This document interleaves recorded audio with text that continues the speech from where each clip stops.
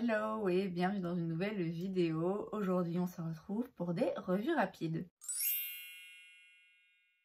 Tous les mois je vous fais une vidéo top et flop et depuis un moment déjà je vous fais presque tous les mois aussi une vidéo revue rapide qui concerne en fait tous les produits bof. Alors ça peut être des produits que j'ai bien aimés sans pour autant que j'ai envie de les mettre vraiment dans le top du top. Ça peut être aussi des produits qui m'ont moins plu sans pour autant que j'ai envie de les mettre dans des flops, des fails complets. Il s'agit donc de tous ces produits qui se retrouvent quelque part entre le flop et le top que j'ai testé cette dernière semaine. On va donc y aller catégorie par catégorie. Je vais commencer avec le teint. J'ai tout d'abord l'anti-cerne Vanish de chez Hourglass que je porte aujourd'hui. J'ai rien à dire de négatif sur cet anti-cerne, je l'ai vraiment bien aimé. Ça n'a pas non plus été un top du top, j'ai eu du mal à vraiment tomber amoureuse. À sa décharge, je l'ai beaucoup utilisé ces derniers temps avec un pinceau parce que c'est comme ça que j'appliquais mon make-up. Et aujourd'hui, après l'avoir appliqué à l'éponge, je me rends compte que définitivement je le préfère en l'appliquant à l'éponge justement. Donc c'est un très bel anti-cerne, encore une fois, rien de négatif à dire, à ce prix, ce serait dommage. Juste, ouais, je sais pas pourquoi, j'en suis pas tombée amoureuse, pas encore en tout cas. Toujours en anti-cerne, j'ai le Multitask Concealer de chez Essence. On n'est clairement pas sur le même budget.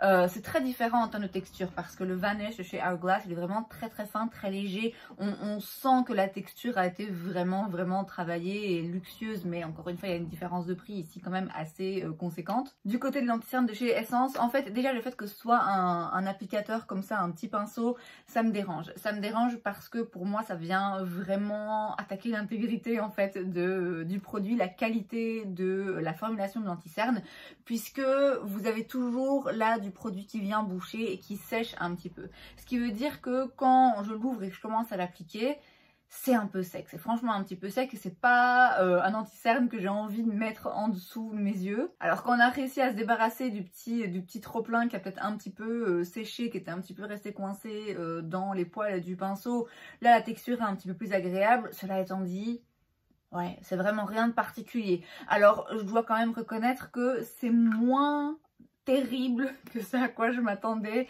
J'ai déjà testé des anti-cernes de chez Essence et franchement j'ai jamais été fan. Vu en plus l'embout, je m'attendais vraiment très honnêtement un peu à une catastrophe et en fait franchement ça va. Je suis pas fan du système de distribution et vu la texture je vais préférer l'appliquer sur mon teint pour aller corriger un petit peu que vraiment en anti-cerne, mais pour un anti-cerne qui coûte pas cher chez Essence, c'est pas non plus atroce. J'ai ensuite, et j'aurais peut-être dû commencer par là parce que techniquement c'est un produit qu'on utilise avant l'anti-cerne, j'ai un correcteur de chez Charlotte Tilbury, je sais plus c'est quoi le nom exact, c'est pas marqué le nom sur le packaging.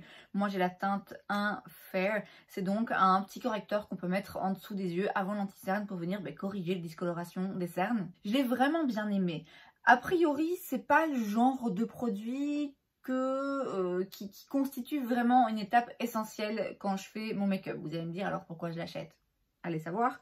Mais c'est vrai que j'ai toujours fait sans et on peut clairement faire sans. Cela étant dit, pour en avoir testé un de chez Catrice et un autre de chez Essence dont je vais vous parler dans un instant, j'aime vraiment beaucoup la texture. En fait, il est un petit peu, tout en restant crémeux, c'est pas quelque chose de sec, on n'a pas envie de mettre quelque chose d'asséchant en dessous des yeux, tout en étant crémeux, il se tient un petit peu mieux, il est moins émollient et donc je trouve qu'il bouge un petit peu moins. Ça le rend d'une part plus agréable à appliquer et à porter, ça le rend vraiment plus efficace d'après moi et j'ai fait le test dans une vidéo d'ailleurs, il me semble que je l'ai filmé ou je l'ai appliqué en dessous d'un œil et pas en dessous de l'autre. Et j'ai vu une différence, j'ai quand même vu une différence. Alors comme d'habitude, une fois qu'on applique l'anti-cerne par-dessus, la différence se note beaucoup moins, voire presque plus. Mais si vous voulez appliquer quelque chose en dessous de vos yeux pour venir illuminer, un petit peu se débarrasser des petites taches d'ombre qu'on peut avoir, franchement ça fait le taf. Et contrairement à d'autres que j'ai testés, là au moins on est sûr qu'il ne bouge pas. On peut juste en mettre un petit peu et ne rien mettre d'autre comme make-up, vraiment il fait ce qu'il doit faire en fait. J'ai ensuite un équivalent, en tout cas le même genre de produit chez Essence. Cette fois-ci, c'est le Chili Vanilla Brightening Under Eye Cream. Alors déjà, la texture est différente. J'ai fait le test aujourd'hui, donc j'ai de ce côté le Charlotte Tilbury et de ce côté le Essence. je note la différence au moment de l'application, surtout. Ici, c'est une texture un petit peu plus liquide, un petit peu moins pigmentée, un petit peu plus volatile, moins efficace, je trouve. J'ai pas la même couvrance, j'ai pas le même fini non plus. Je trouve que celui-ci se voit plus et en même temps fait moins bien le taf de camoufler ce qu'il doit camoufler, si c'est logique. L'un comme l'autre, très franchement, voilà, je peux pas dire que ça constitue une étape absolument nécessaire dans ma routine. J'en achète quand même parce que voilà, écoutez, j'aime bien le maquillage, j'aime bien tester de nouveaux produits. Clairement, si je devais choisir, celui-là l'emporte haut la main. Celui-ci est pas absolument horrible non plus, encore une fois, mais très franchement, je le trouve vraiment beaucoup moins utile et moins coopératif avec les antiternes qu'on met par-dessus. Celui-là, vraiment, c'est donc maintenant le 3/4e, parce que je l'avais déjà testé avant, il me semble, produit de ce genre que je teste. Et là, je vois une différence. Là, je vois à quoi peut servir ce genre de produit. Je le trouve vraiment très bien. Simplement, je peux pas dire que ce soit un top parce que, voilà, au risque de me répéter, c'est pas une étape nécessaire pour moi dans le make-up. Toujours dans le teint, j'ai une poudre. Alors, écoutez, je sais pas quoi vous dire à part, je sais pas, moi je vois un petit peu ça comme une punition. Une punition divine. C'est donc la poudre Prisme Libre de chez Givenchy en petit format, ici dans la teinte de satin blanc. Givenchy, c'est pas une marque cruelty free. Or, il y a quelques mois d'ici, j'ai annoncé toute fière que je n'achèterai plus de marques qui ne sont pas cruelty free. Alors ça me coûte, hein. Franchement, ça m'en coûte beaucoup. Notamment pour mes shampoings, parce que j'utilisais des shampoings Elseve, un produit, l'eau 8 secondes, je sais plus quoi là, pareil hein, de chez Elseve que j'adorais. J'ai d'autres shampoings depuis, je les aime pas autant, ça me brise le cœur. Bref, tout ça pour dire que je fais des efforts, je fais des sacrifices, mais là j'ai pas pu m'en empêcher. J'ai testé dans un petit échantillon que j'avais eu la poudre Prisme Libre, mais j'avais la teinte 4, je sais plus comment elle s'appelait, mais c'était une teinte avec, donc c'est une poudre à 4 couleurs hein, qui se mélangent. Moi il y avait un mélange de bleu, non de vert, de mauve, d'oranger et de pêche, un truc comme ça. De base, c'était une teinte peut-être un rien trop foncé pour moi, encore qu'elle m'allait finalement très bien. Et quand je l'ai testé, quand j'ai testé cet échantillon, je me suis dit, merde, c'est la plus jolie poudre que j'ai utilisée de toute mon existence. Elle est absolument magnifique, j'en veux une. Problème, comme j'ai dit, c'est pas une marque rectifree, mais écoutez, on s'arrange tous comme on peut, avec sa conscience. Moi, je me suis arrangée avec la mienne et je me suis dit, tu sais quoi, achète une petite poudre. Voilà, c'est pas très grave, t'es végane, ça fait des années que t'es végétarienne, t'achètes pas de cuir, voilà, tu fais ce que tu peux. En l'occurrence, j'estimais que je ne pouvais plus me passer de cette poudre. Je l'ai prise dans la teinte de satin blanc parce que je me suis dit que c'était la teinte la plus appropriée pour moi. Il y a une autre teinte aussi avec un vert, un mauve, un orangé, abricot comme ça, mais un petit peu plus clair qui aurait pu me correspondre aussi.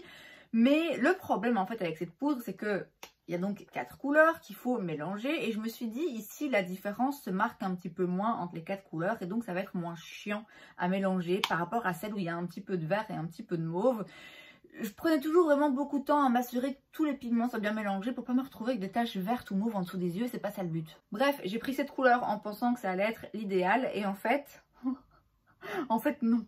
Il y a des très fines paillettes dedans. Alors en soi, c'est pas dramatique, je la porte aujourd'hui. C'est pas quelque chose qui m'empêche de la porter ou qui me donne envie de pas la porter. Simplement, je ne retrouve pas précisément la beauté que j'avais avec l'échantillon que j'ai utilisé. Elle est quand même très belle, elle est quand même floutante et voilà, elle est très belle. Mais j'ai été déçue. Quand j'ai utilisé la première fois et que j'ai vu qu'il y avait des petites paillettes, je me suis dit merde, en fait j'aurais dû rester sur exactement la même teinte. C'est quand même une très jolie poudre, hein. Je peux pas vous dire ne la prenez pas, elle est pourrie. Mais je suis déçue parce que du coup, ouais, j'ai des regrets quoi. Je me dis en vrai, j'aurais dû tester celle-là en magasin, mais je me suis même pas posé la question. Pour moi, c'était évident que la teinte allait mieux me correspondre. Et ouais, en fait, j'aurais dû soit vraiment l'ouvrir dans le magasin et j'aurais vu qu'il y avait des micro-paillettes et je me serais dit, tout compte fait, je vais rester sur la teinte que je connais.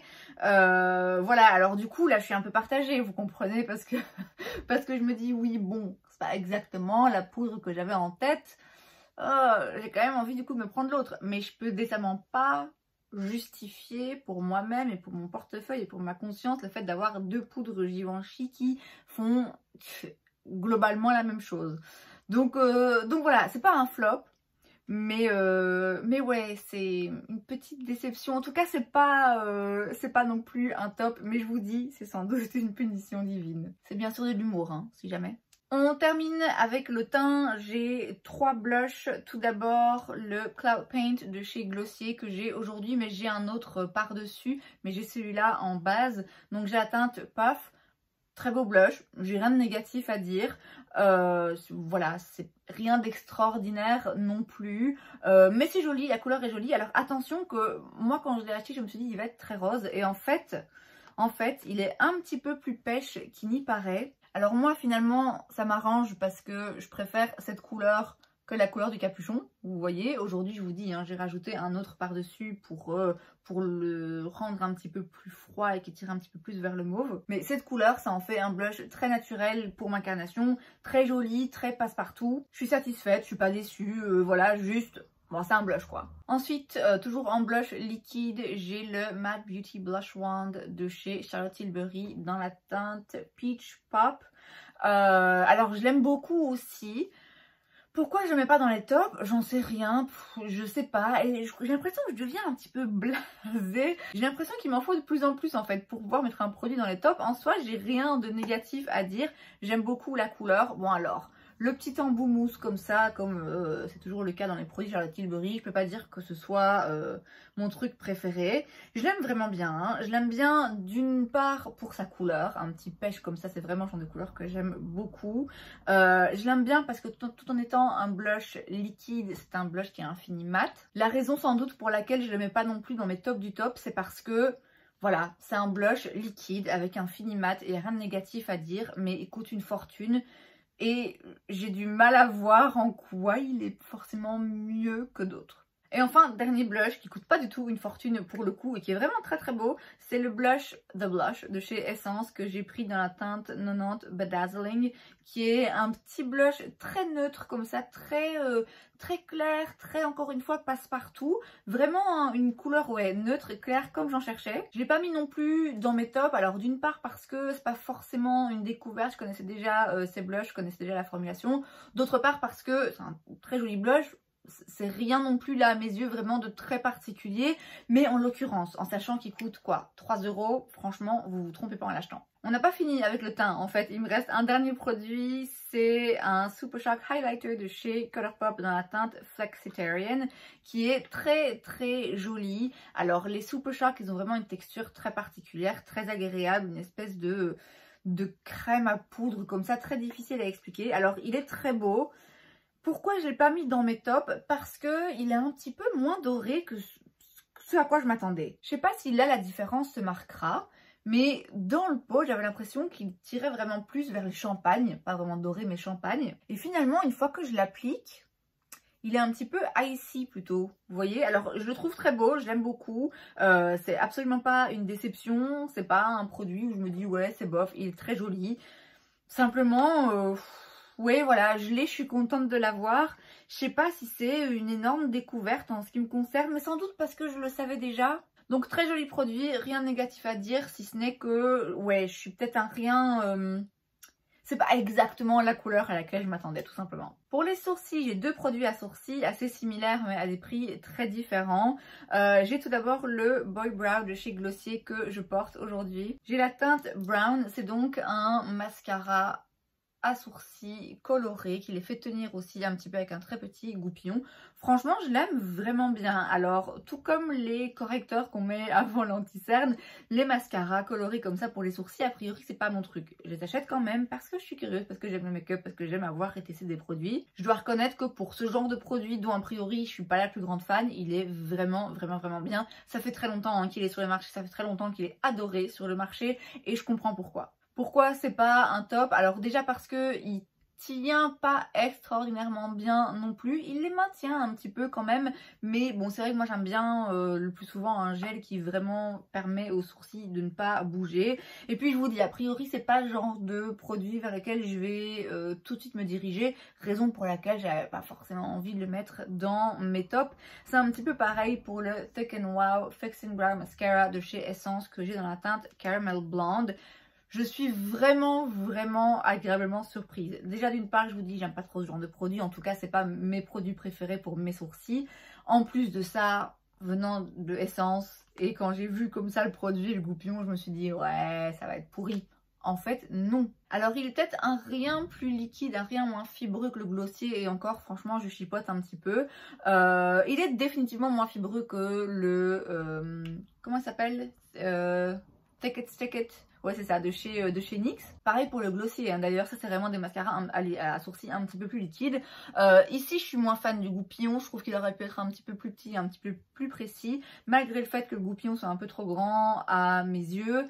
Franchement, bonne formulation. Un petit peu plus délicat à l'application, forcément, mais ça fonctionne. Encore une fois, je suis pas forcément hyper fan de ce genre de produit, mais quand j'en veux un, je sais que ceci fonctionne à des prix différents. J'ai une petite préférence pour le Glossier, mais voilà, encore une fois, Essence, une poignée d'euros, et pour le coup, vraiment agréablement surprise. On passe aux yeux, on va commencer avec les palettes. J'ai tout d'abord la The Electric Rose de chez Catrice. J'ai d'autres palettes dans ce format que j'aime aussi beaucoup. Bon, celle-ci, je pense que c'est l'harmonie de couleurs en fait qui me parle un petit peu moins. C'est ce genre d'achat qui n'a pas beaucoup de sens en fait, je m'en rends compte. Comme j'aimais beaucoup les autres petites palettes que j'avais dans ce genre-là, enfin dans cette même gamme, je m'étais dit, oh bah oui, c'est bien aussi d'avoir une option un petit peu plus rosée, mais en regardant les couleurs, c'est ouais, je sais pas, elle m'attire un petit peu moins. Donc c'était clairement pas nécessaire. Après, elle est jolie, hein. Franchement, si vous aimez l'harmonie de couleurs, j'aime beaucoup ces palettes de chez Catrice. Je trouve qu'elles sont pas chères. Les textures des fards sont vraiment intéressantes.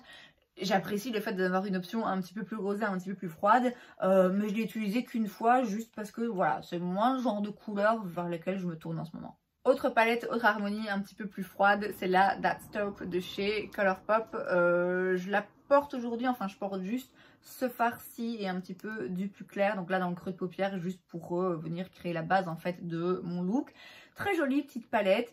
J'ai rien de négatif à dire. Il y a un fard Super Shock ici qui est très joli, très lumineux. Je trouve l'harmonie de couleurs bien pensée. J'aurais aimé que le fard clair soit un rien plus clair parce qu'en fait il est un petit peu trop foncé pour le mettre en dessous de mes sourcils pour venir vraiment illuminer. Mais à part ça, vraiment très jolie petite palette.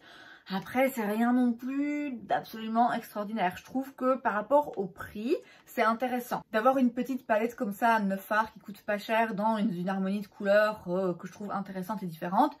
C'est très bien. Le problème, c'est que concrètement, pour avoir cette palette, il faut payer des frais de douane ou des frais de port ou faire comme moi et aller à New York, mais ça devient à cher la palette, vous voyez. Mais donc c'est vrai qu'une fois qu'on rajoute tous les frais, bon, je trouve ça un petit peu moins intéressant. Et puis, bon, Colourpop, quand ils sortaient des palettes comme ça il y a quelques années, qu'ils étaient un petit peu les seuls à le faire de façon, dans des prix aussi démocratiques et à faire vraiment plein d'harmonies de couleurs, c'était très intéressant.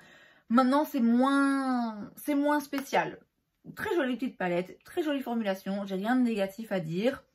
C'est une palette de ton froid, elle fonctionne. C'est juste pas la palette de l'année d'après moi. Toujours chez Colourpop, j'ai un Super Shock Shadow dans la teinte Fringe. Très joli, rien de négatif à dire, de nouveau. Un petit peu moins lumineux que ce que je pensais, mais bon, après c'est moi qui l'ai choisi aussi, hein. C'est une jolie teinte, mais c'est pas une teinte spéciale. Encore une fois, c'est moi qui choisis la teinte. J'avais qu'à choisir une teinte spéciale. Bon, après, je vous avoue que j'avais pas non plus l'embarras du choix dans le Ulta où j'ai été.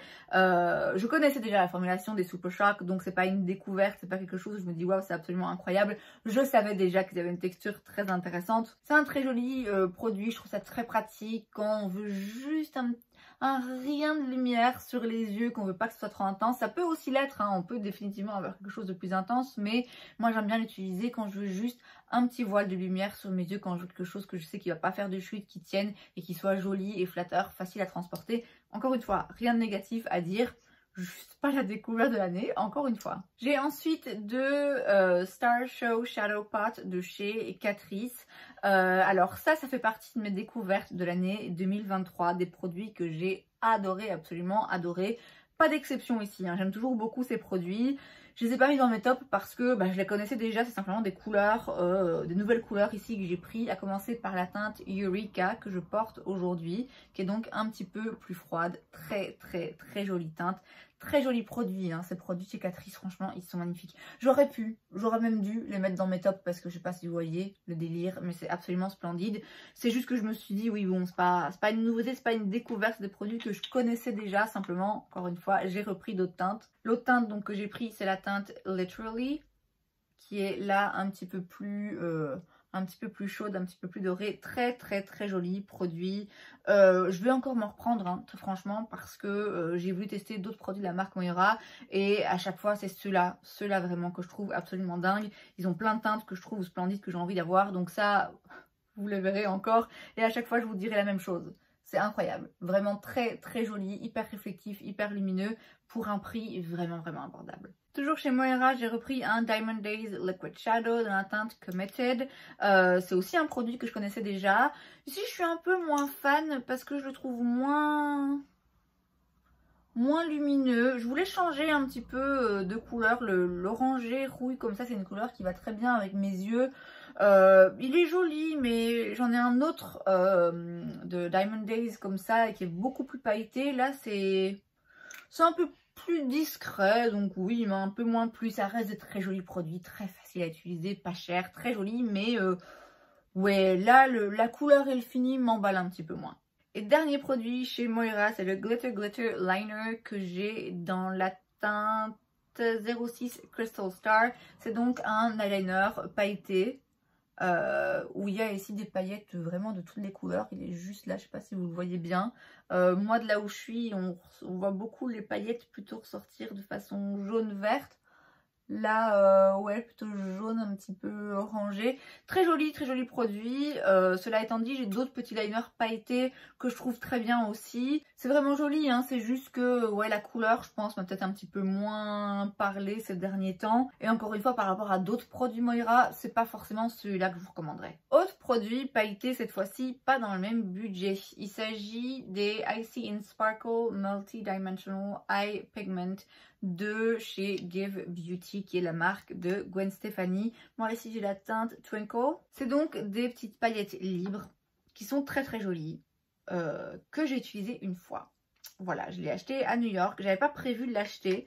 Je l'ai vu, j'en suis tombée amoureuse parce que effectivement, je sais pas si vous voyez, c'est très très beau. Pourquoi ça ne se retrouve pas dans mes tops? Simplement parce que je l'ai utilisé qu'une fois. Pourquoi je l'ai utilisé qu'une fois?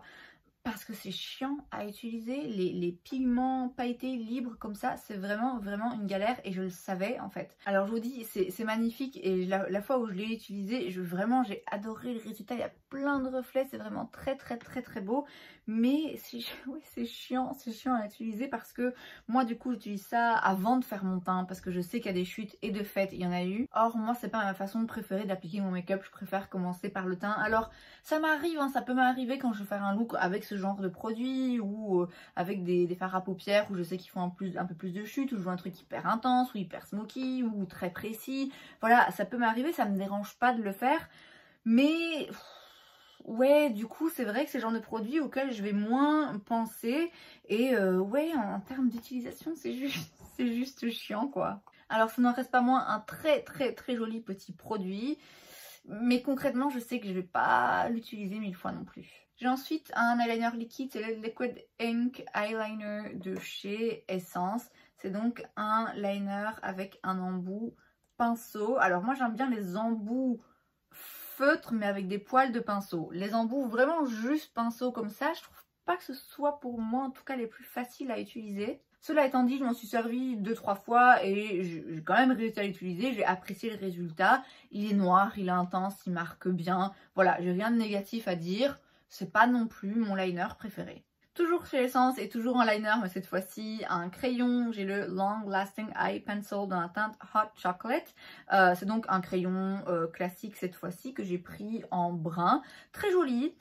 Rien de négatif à dire, franchement, pour le coup, il tient bien, j'ai réussi à l'estomper pour en faire un petit trait de liner un petit peu fumé. Très joli crayon, très jolie formulation, juste, voilà, c'est un crayon pour les yeux, quoi. Un petit peu le même débat en ce qui concerne le liner, le double liner de chez Charlotte Tilbury, c'est le The Super Nude Liner Duo. D'un côté, vous avez donc le liner brun, qui est très bien aussi, très intense, très crémeux et pour autant il bouge pas. Vraiment encore une fois une très jolie formulation. Est-ce qu'elle est 1000 fois mieux que le crayon essence brun que je viens de vous montrer? Non, or ça coûte 10 fois le prix. Et puis de l'autre côté vous avez le crayon beige. Pareil, très crémeux, très agréable à utiliser et qui tient quand même. Bon après, moi, il n'y a rien à faire, hein, le crayon, une fois que je le mets dans la muqueuse, moi, il va pas tenir non plus toute la journée. Mais franchement, il tient quand même. Après, ouais, pareil, c'est un crayon. Et dernier produit pour les yeux que j'ai aussi aujourd'hui, c'est le mascara Make Waves de chez Tower 28.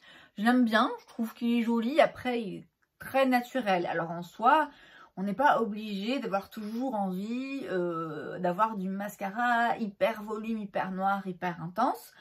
Mais bon, c'est vrai que là, c'est quand même, oui, on est plutôt sur un mascara naturel. Après, ce que j'aime beaucoup, c'est l'utilisation. Comme il a un résultat assez naturel et qu'il est un petit peu sec, je trouve que quand je l'applique, du coup, je vais pas en mettre partout, contrairement à d'autres mascaras qui sont un petit peu plus intenses, où les brosses sont un petit peu plus intenses, où on peut plus facilement aller faire des taches un petit peu partout sur la paupière. Là, je trouve très facile à appliquer sans faire de catastrophe. En soi, le résultat est joli, mes cils sont jolis, hein, je peux pas dire que c'est moche. C'est juste que c'est vrai que moi, personnellement, même si j'ai pas toujours envie d'avoir un mascara hyper volume, hyper intense, globalement, je préfère quand même quand c'est un petit peu plus intense que celui-ci, mais il est très bien. Et Tower 28, c'est une marque qui est assez en vogue, qui je pense fait des produits assez naturels, en tout cas avec des compos un petit peu plus clean d'après ce qu'ils disent. Donc si ça vous intéresse, franchement, voilà, joli mascara, mais ce sera jamais mon préféré. Et on termine avec les produits lèvres. J'ai tout d'abord le crayon à lèvres 8 Hour Matte Comfort Lip Liner de chez Essence, dans la teinte 02 Silky Hazelnut. Alors quand j'ai vu le packaging et quand j'ai vu le crayon, je me suis dit ah ça va peut-être être un truc similaire au crayon de chez Catrice que j'aime tellement. Et en fait non. Non, je sais pas, alors j'ai l'impression qu'il est un petit peu moins longue tenue que ce de chez Catrice. Et puis la couleur ouais, il y a un sous-ton dans la couleur ici qui me plaît un petit peu moins. La formulation, la texture, c'est pas mauvais en soi. Mais c'est rien de spécial quoi. Après je reconnais que ça coûte 2-3 €. Donc à ce prix là je lui demande pas qu'il soit spécial. A priori s'il fait le taf c'est déjà très bien. Donc si vous cherchez un crayon chez Essence, voilà vous pouvez prendre celui-là. Mais moi je vous conseille, vous le savez, celui de chez Catrice. On reste chez Essence, j'ai le Juicy Bomb Shiny Lip Gloss que j'ai pris dans la teinte 13 I'm Allergic to Color. Parce que comme c'est un noir, je me suis dit, ah allez c'est fun, c'est pas noir hein, en réalité. Quand ça sort c'est certes un petit peu gris, mais une fois qu'on le travaille dans les lèvres ou sur la peau, simplement ça prend une teinte un petit peu rosée, ça réagit au pH de la peau. Alors il est sympa, il sent très bon, il est vraiment assez bon, d'ailleurs je vais en mettre un petit peu. Il a vraiment bon goût, il est très joli, il est juteux, il est glossy, c'est un joli gloss comme ça en tube. Maintenant voilà, c'est un gloss en tube, c'est rien non plus d'absolument incroyable. Il y a des toutes petites paillettes à l'intérieur qui se voient pas des masses mais qui se voient quand même juste assez pour lui rajouter un petit truc intéressant. Donc vraiment un joli gloss, j'ai rien de négatif à dire, mais d'après moi il vient pas surpasser d'autres gloss non plus. On reste dans les gloss et on reste dans une marque pas chère. J'ai le Marblicious de chez Catrice. C'est un liquid lip balm, donc un baume à lèvres liquide. Donc c'est pas vraiment un gloss. Il y a du soin ici un petit peu plus. J'en avais déjà un dans une teinte plus rosée. Ici j'ai pris une teinte un petit peu plus nude. C'est la teinte 030 Don't Be Shaky. Très joli gloss, hein. Comme je vous dis, plus un baume à lèvres liquide et donc c'est moins épais, c'est moins collant, il y a un aspect nourrissant à l'intérieur, vraiment très beau produit, pas cher. Je l'ai pas mis dans mes tops simplement parce que je le connaissais déjà, j'avais juste eu envie de me prendre une couleur en plus, c'était franchement pas nécessaire, hein. Mais voilà, c'est un joli petit produit et puis le côté un petit peu marbré comme ça le rend encore plus intéressant, mais encore une fois c'est pas un gloss d'après moi qui surpasse les autres. Et enfin, dernier produit, encore un gloss et encore un petit peu le même genre d'explication. Alors je l'ai aujourd'hui en dessous du coup du gloss que je viens de rajouter. C'est le Lifter Gloss de chez Maybelline. Moi j'ai la teinte 003 Moon. Ça faisait un moment que je l'avais acheté. Alors j'en avais un autre avant. Dans la teinte Stone, il me semble qu'il était un petit peu plus chaud, un petit peu plus foncé. Donc là, c'est une teinte plus rosée à paillettes que j'avais acheté il y a un petit moment et que j'ai testé ici il n'y a pas longtemps. Puisque vous savez, Maybelline, c'est pas une marque cruelty free, donc j'achète plus dans la marque quoi qu'il arrive. Donc ça fait un petit moment qu'il est dans mes réserves à attendre d'être testé. Et écoutez... Ouais, pas ouf, hein, pas ouf. Franchement, a priori, je crois que je préférais encore un de ceux-ci parce que déjà, c'est beaucoup moins cher. Certes, Maybelline, c'est un produit qu'on trouve au drugstore, mais franchement, les prix Maybelline et L'Oréal, je trouve que ça commence à être de plus en plus élevé. Et là, ouais, il m'a pas transcendé, très franchement. Alors, il est joli, c'est un joli gloss, c'est une jolie teinte, il y a plein de toutes fines paillettes qui accrochent la lumière et qui le rendent vraiment très flatteur. Mais encore une fois, il n'a rien à mes yeux de très particulier. Et très franchement, quitte à avoir un gloss qui est joli, très joli, j'ai rien à dire de négatif, mais voilà, ça reste juste un gloss. Bah alors j'aime autant prendre celui de chez Essence qui coûte 5 fois moins cher ou celui de chez Catrice qui en plus est nourrissant. Donc ces gloss je sais qu'ils sont très appréciés, je comprends, hein, je comprends parce que c'est vrai qu'ils sont très jolis, mais je trouve qu'il y a moyen de trouver pareil pour encore moins cher. Je le trouve pas si spécial que ça finalement. Voilà donc pour les produits que j'ai testés ces dernières semaines et pour lesquels, vous l'avez vu, j'ai une opinion ni négative ni particulièrement positive non plus. Je sais pas si je le dis à chaque fois, mais je vais le dire ici en tout cas. Mon opinion est toujours sujette à changer, hein. Tous ces produits que je viens de mentionner aujourd'hui, il se peut que par la suite je les réessaye et qu'un jour je leur trouve quelque chose de très particulier ou que je me rends compte que concrètement j'utilise beaucoup et que donc ça devienne des tops. Il est possible aussi que finalement je me rends compte que non, il y a un truc qui fonctionne pas et que ça devienne des flops. Donc en ce moment, il se retrouve quelque part au milieu. Il se peut que d'ici quelques semaines ou quelques mois, vous les revoyez dans une autre catégorie. Et c'est donc tout pour cette vidéo, j'espère que ça vous a plu. Si c'est le cas, n'hésitez pas à laisser un like. Vous pouvez aussi vous abonner à ma chaîne parce que c'est gratuit, donc pourquoi pas. Et moi, je vous vois la prochaine fois. Bye!